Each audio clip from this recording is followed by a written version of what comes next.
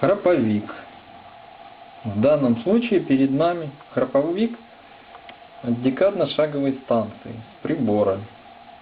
Храповик АТС ДШИ. Ну вот такого плана храповик. То есть это его еще одно название храповый барабан, храповик. Он вращается на оси ротора. Здесь мы видим храповик с зубом, с выступом.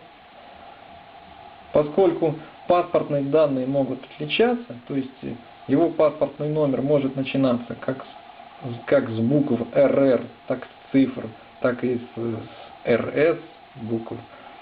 То есть непосредственно всегда вносили такое уточнение, то есть сразу спрашивали, храповик с зубом или без зуба, с выступом или без выступа. Вот он, этот выступ.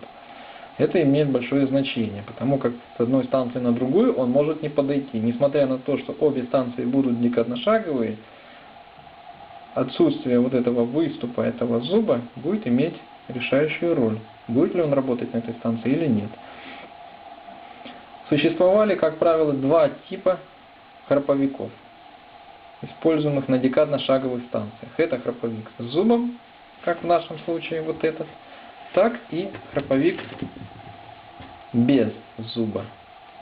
То есть он точно такой же.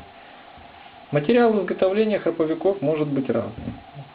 В нашем случае это храповик металлический, то есть он идет из бронзы. Иногда его говорят, что он из латуни, но это не совсем верно. Материал здесь используется бронза. Это идет, как правило, обычно отливка, а потом обработка. То есть шлифовка, тут сверлится отверстие, дальше шлифуется он, и фрезеровка идет грани под определенным углом. Храповики использовались на декадно-шаговых АТС, таких как АТС-54, АТС-54А, АТС-47, АТС-49, ну и подобных, именно там, где использовались декадно-шаговые искатели.